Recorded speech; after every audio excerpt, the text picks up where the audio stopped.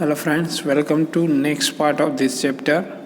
Here is the topic 5.3 nth term of an AP.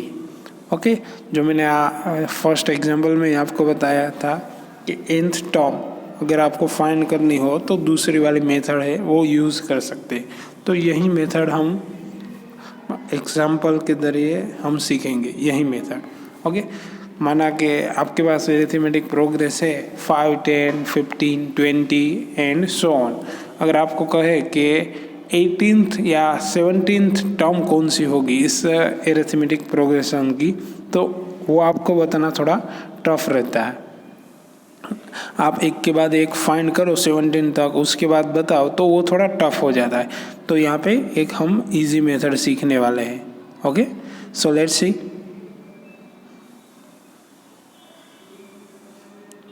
Okay ये example बहुत लंबा है इसलिए मैं इसको स्किप कर देता हूँ। सिंपल एग्जाम्पल से ही हम शुरू करते हैं। So look at this AP A1, A2, A3, A4 and so on. AP whose first term कौन सी है A1 is A, the common difference D। तो सेकेंड टर्म कौन सी होगी A plus D।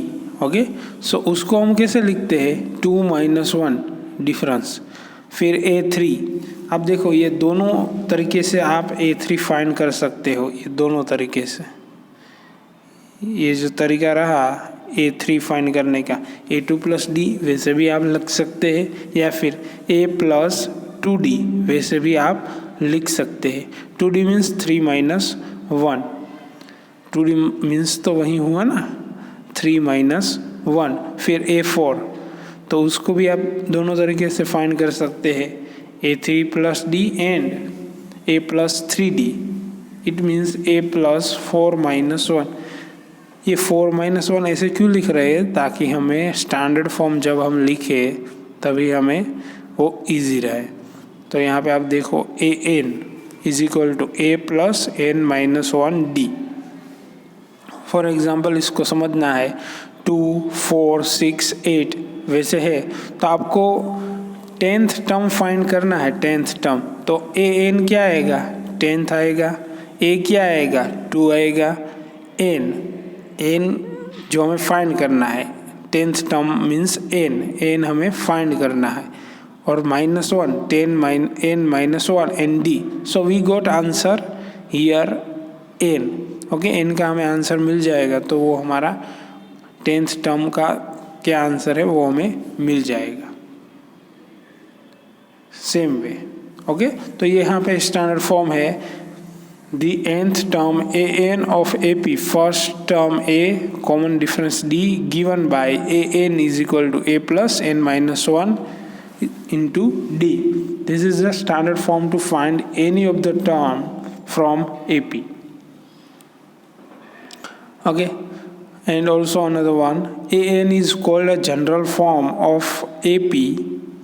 If there is a M term AP, then the AM represent a last term which is sum also denote L.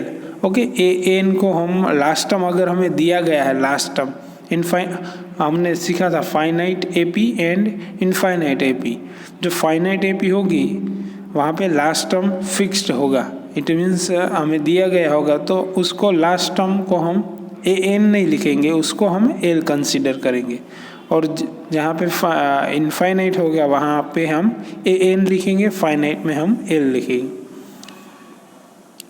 Okay third example, find the 10th term of AP। Okay यहाँ पे हमें दिया है 2, 7, 12 and so on. तो हमें 10th term find करना है। तो A क्या होगा हमारे पास 2, D होगा 7 - 2, second term minus first term. यहाँ पे आप देखो ये है second term minus first term.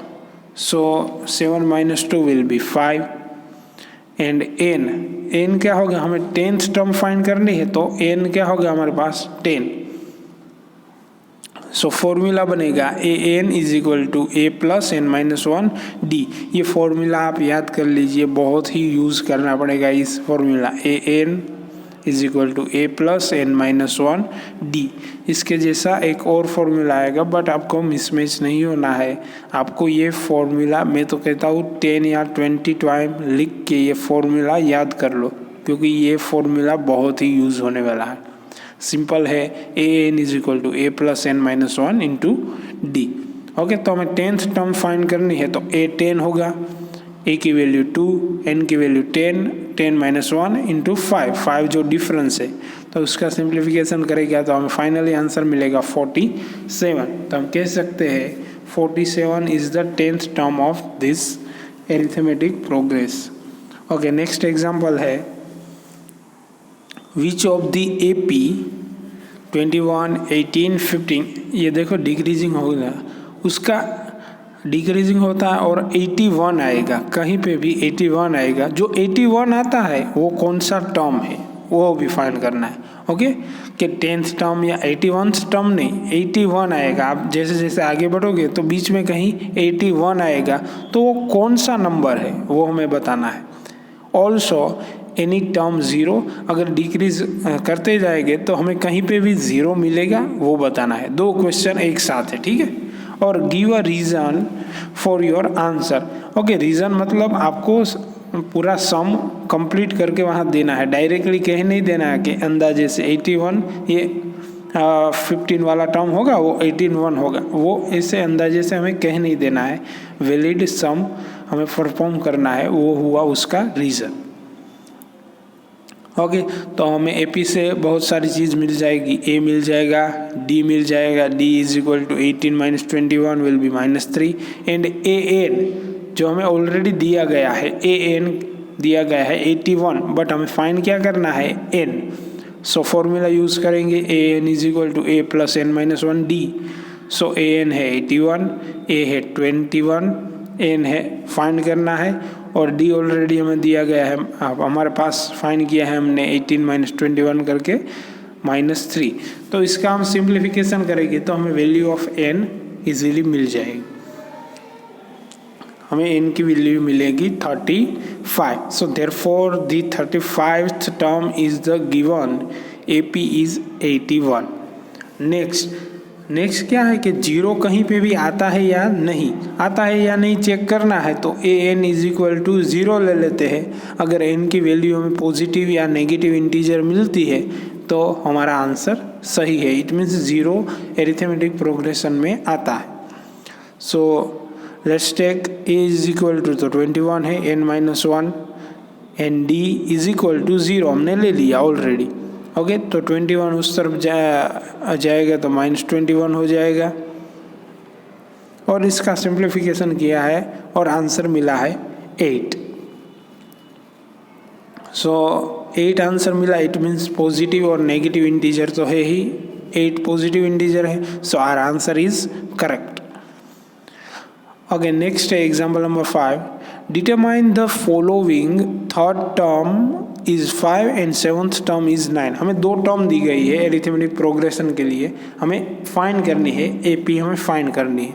उसकी थर्ड टर्म है 5 है और 7th टर्म है 9 है, तो हमने लिख दिया है यहाँ पे A3 इक्वल टू 5। अब बीच वाला पोर्शन थोड़ी देर भूल जाइए, ये पोर्शन है जो ये पोर्शन वो थोड़ी देर भूल जाइए। A3 is equal to 5, A7 is equal to 9, ठीक है। सो A3 हम कैसे लिखते हैं, A3 जो AN is equal to A plus D minus 1, sorry AN is equal to A plus N minus 1 into D, वो हम कैसे लिखते हैं, वही हमने यूज़ किया। A3 लिखना है तो हम कैसे लिखेंगे, A plus N minus 1, N क्या है 3 है, तो 3 माइनस 1 इंटू D, तो हमें क्या मिला, A प्लस 2D, हमें मिल गया A प्लस 2D। उसके बाद नेक्स्ट हमें क्या मिला, A7 के लिए A plus 6D। So A plus 2D equal to 5, A plus 6D is equal to 9। इस दोनों का ये लीनियर इक्वेशन इन 2 वेरिएबल है। देखो हमने प्रीवियस चैप्टर एक सोल्व किया था, वही फॉर्मूला यहाँ हम यूज़ करके हमें A भी मिल जाएगा और D भी मिल जाएगा। अगर हमारे पास A है D है तो हम एरिथमेटिक प्रोग्रेस इजीली फाइंड कर सकते हैं। तो होगा A है 3, डिफरेंस है 1, सो 3 + 1 4, 4 + 1 5, 5 + 1 6 and so on. So we got answer. Next है example, check whether 301 is term of list of number 5, 11, 17, 23 and so on. तो ये जो लिस्ट है वहाँ पे कहीं पे भी 301 टर्म आती है या नहीं वो चेक करना है। तो क्या करना है, फर्स्ट टर्म है हमारे पास है, डिफरेंस हमें फाइंड कर लेना है। ओके, ये कहा नहीं है कि एरिथमेटिक प्रोग्रेस है तो मतलब हमने 2-3 बार डिफरेंस फाइंड करना है। अगर डिफरेंस सबका सेम आता है, जो 2 टर्म है सबका डिफरेंस सेम आता है तो ही हम कह सकते हैं ये एरिथमेटिक प्रोग्रेशन है, और उसके बाद 301 कहीं पे आता है या नहीं वो हमें फाइंड करना है। तो हमने डिफरेंस फाइंड किया है 11 - 5 करके, फिर 17 - 11, 23 - 17, तो डिफरेंस हमें सेम मिलता है। तो हम ये कह सकते हैं कि ये AP है, A है। अब हमारे पास D है, अभी फाइंड क्या करना है कि 301 कहीं पे भी आता है या नहीं। सो AN = A + n - 1 into D। So AN हो जाएगा 301, A होगा 5, n - 1 into D means 6। Okay, इसका सिंप्लीफिकेशन करेंगे। सो 5 उस तरफ जाएगा तो हो जाएगा,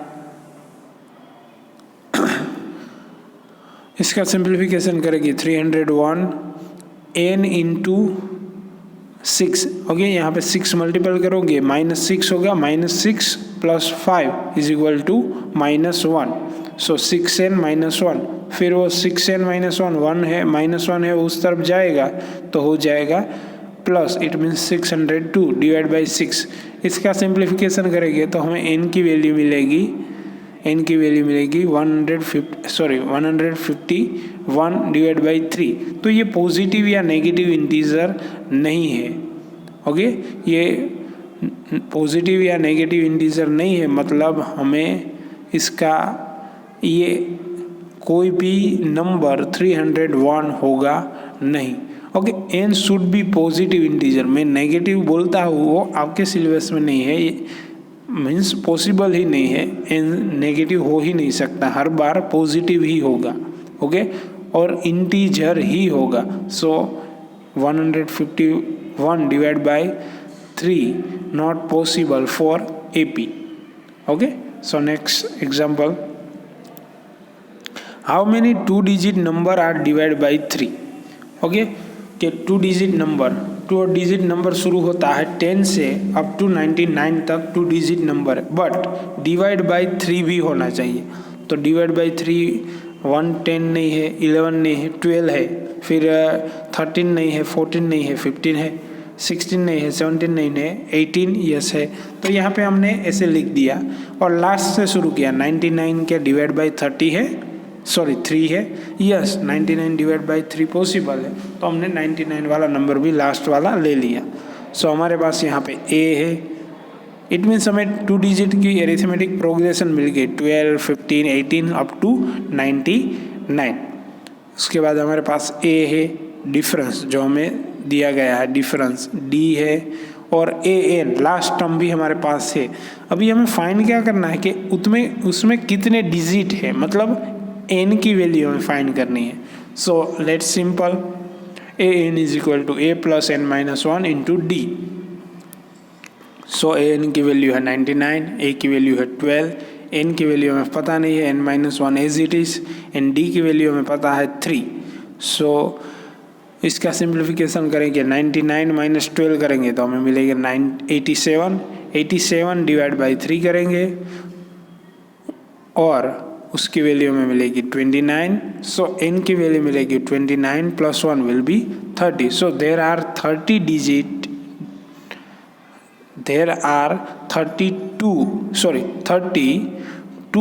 नंबर, जिसका डिजिट का नंबर कितना है 2 डिवाइड बाय 3। ओके, टोटल हमें 30 डिजिट मिले जो 2-digit नंबर डिवाइड करते हैं 3 से। Find the 11th term for a last term of the AB। Okay, हमें यहाँ पे AP दिया है 10, 7, 4 अप टू 62। तो हमें करना क्या है कि हमें 11th term from the last, okay, last से 11 टर्म जो आती है वो हमें फाइंड करनी है। तो हमारे पास सिंपली जो हम चलते हैं, देखो यहाँ फाइनाइट है तो चलते हैं जैसे वैसे ही हमें चलना है। ए की वैल्यू हमारे पास है, डी फाइंड कर लेना है। और एल यहाँ पे -62 इसलिए दिया है क्योंकि ये एल क्या है, अगर फाइनाइट है तो ए एन क्या बन जाएगा, एल, वरना वो ए एन ही रहेगा। फाइनाइट है तो एल हो जाएगा। So L equal to A plus N minus 1 into D. A N और एल का फॉर्मूला दोनों का सेम है, don't be confuse. If there is a finite AP, so it will be L, and if there is a infinite AP, it will be L. Sorry, AN. The find the 11th from. Okay, ये 11th जो ये वाली method है वो थोड़ी difficult है, क्योंकि आपको क्या करना पड़ेगा, पहले तो कितने टर्म है AP में कितने टर्म है वो फाइंड करने हैं, उसके बाद पीछे से शुरू करना है और आगे वाली टर्म फाइंड करनी है। ओके, पहले तो कितने टर्म है वो फाइंड कर लेते हैं। L is equal to -62, A is equal to 10 and n minus 1 हमें पता नहीं है, डिफरेंस है -3। So 72 is equal to n minus 1 divide by 3। So n minus 1 equal to 24 and n की वैल्यू हमें मिली 25। Now important thing, the 11th term from the last term will be a 15th। Okay, तो हमें 25 मिला, तो 25 minus 11 करेंगे तो 14 मिलेगा, बट 14 नहीं चलेगा क्योंकि हमें नंबर सब्ट्रैक्ट करेंगे तो हमें 15th वाली टर्म चाहिए, नॉट 14। पीछे से शुरू करोगे तो पीछे वाला नंबर भी कंसीडर करना है, वो हमें सब्ट्रैक्ट नहीं कर देना है। तो हमें फाइंड करना पड़ेगा A15। तो A15 आप फॉर्मूला यूज़ करोगे A plus n minus 1 into D, तो आपको डायरेक्टली आंसर मिल जाएगा -32। बट मैं चाहता हूँ आप ये मेथड यूज़ ना करो, बल्कि नई मेथड यूज़ करो, अल्टरनेटिव सॉल्यूशन जो यहाँ पे दिया गया है। वो कैसे होता है मैं बताता हूँ। आप देखो यहाँ पे 10, 7, 4 अप टू 62 ऐसे आता है। तो आप पीछे से लिखना शुरू करो सीक्वेंस, तो आप लिख सकते हो। यस, ऑब्वियसली आप लिख सकते हो, आपके पास डिफरेंस है तो आप लिख सकते हो। चलो आप पहले 62 लिखो, 62 के बाद नेक्स्ट क्या आएगा, मतलब आगे वाली टर्म क्या आएगी, डिफरेंस क्या है -3, तो +3 करना पड़ेगा आपको।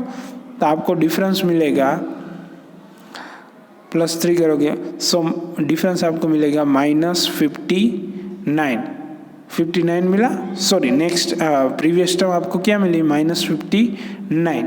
तो वैसे ही आप चलोगे तो आपको मिल जाएगा। तो आपको डायरेक्टली 11th टर्म आप फाइंड कर सकते हो। ए है 62, डी है 3, तो डायरेक्टली 11th टर्म लास्ट से फाइंड करनी है। तो लास्ट से 11 टर्म होगी A11 इक्वल टू -62। यहाँ पे ए की वैल्यू चेंज हो जाएगी, ये ए की वैल्यू अब हम क्या लिखेंगे 62, क्योंकि हम पीछे से शुरू कर रहे हैं। और 11 minus 1 into 3, so -62 plus 30 is equal to -32. So the 11th term which have required term is equal to -32. Okay, ये 9th example है, this is not part of our syllabus, so I skip that one. And the 10th one, this is also not part of our syllabus, so I also skip that. And then there is next exercise. Okay, exercise हम next part में शुरू करेंगे। Thank you for watching this video.